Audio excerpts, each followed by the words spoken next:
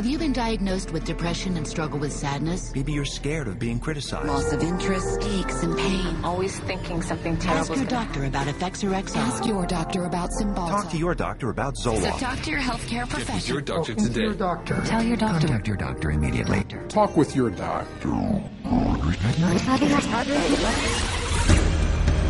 לפני יותר מ-40 שנה, פסיכיאטרים מובילים נפגשו בפורטו ריקו כדי לתכנן את החזון שלהם לגבי העתיד. We see a developing potential for nearly a total control of human emotional status, mental functioning, and will to act. תוכניתם? ליצור עד שנת 2000 מגוון תרופות פסיכיאטריות שיבסטו את ההתנהגות האנושית על כל צדדיה.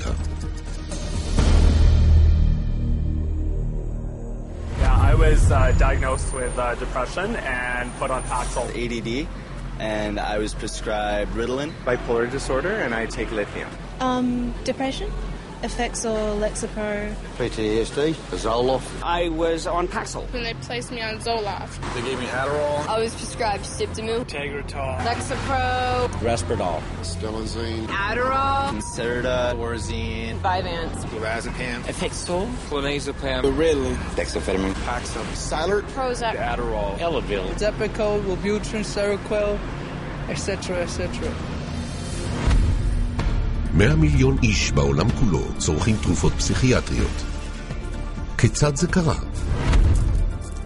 הפסיכיאטרים שכנעו אותם כי הם חולים. They want you to think you're diseased from birth. And that all those experiences of life, childhood and adolescence and teenage years and adulthood and being a senior citizen, that these are all various stages of disease. Because let's face it, we've all been depressed at one time. We've all been anxious at one time. These are normal emotions that we feel. Every emotional and spiritual problem is reduced to a label. And of course, all of those diseases require pharmaceutical treatments. This is big, big business. בשעה שהם מרוויחים כסף רב ומצהירים על עצמם כמומחים לרפואה, הפסיכיאטרים יודו בחופשיות שאין למקצוע שלהם בסיס מדעי. You don't really have any specific blood tests or other tests that are definitive for any mental illness whatsoever. It would be neat if it would become much more scientific. Well, if you go to my office and you tell me that you're depressed, there's nothing, and no blood sample or whatever, no tests. There are not current available tests to verify your diagnosis. I don't use any tests. You do not have a test to say, well, this is this disorder and this is the best medication for this disorder. For many years we thought we had the tests nailed down, but it turned out that they weren't of any value. If you don't know what's causing the symptoms, then to give somebody something to alleviate the symptoms is close to impossible. By the time a drug's approved and it hits the general population, we don't know even 50% of the side effects that are involved with that drug. And these pills cause heart attacks and liver problems and immune system problems and lots of other medical problems. So you're playing with fire. בכל יום, תרופות פסיכוטרופיות גורמות לתופעות לוואי חמורות.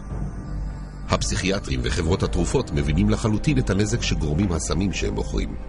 ואילו המטופלים שלהם, שאינם חושדים בכלום, נותרים לבדם כדי לשאת בתוצאות. Everything became worse. Each mood swing was worse. He would have chronic headaches, chronic, nausea, not feeling good. She was very agitated, very, very jumpy. She was having horrible hallucinations. Her personality was disintegrating.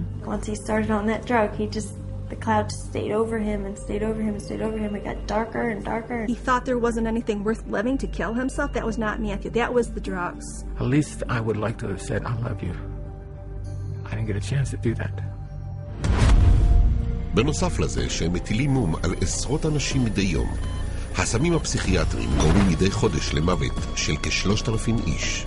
אולם הרס אנושי נרחב כזה לעולם לא היה מתרחש אם הפסיכיאטרים לא היו עובדים יד ביד עם חברות התרופות במאמץ כולל לקדם את הסמים האלה בקרב רופאים ברחבי העולם. כיום, 70% מכלל הסמים הפסיכיאטריים ניתנים במרשם על ידי רופאים כלליים. ואיך הם משיגים את היעד הזה? שיווק. It's about creating a good story that uses science that convinces a physician to think about writing a prescription. This is not science. This is incredibly effective marketing. It has nothing to do with science. They use what I call statistical contortionism.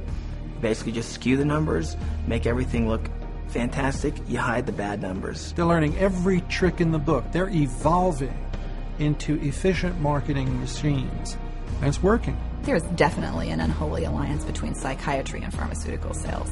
That's a marriage made in heaven. They're like conjoined twins. They're joined at the wallet. באמצעות 374 הפרעות נפש הקיימות במדריך האבחוני של הפסיכיאטריה והפרעות נוספות שבדרך, העסקים פורחים. חברות התרופות הרחיבו את רשימת התרופות הפסיכוטרופיות שלהן מ-44 ב-1966 ל-174 היום. 5 התרופות הפסיכוטרופיות המובילות גורפות יחד יותר כסף מהתוצר הלאומי של כל אחת ממחצית מדינות העולם. בסיכום כולל, התעשייה הפסיכיאטרית גורפת 330 מיליארד דולר בשנה. כיצד כל זה יכול היה להתרחש? זהו סיפור תרמית בדיוני שאולי קשה לעיכול, אולם קטלני מדי מכדי להתעלם ממנו.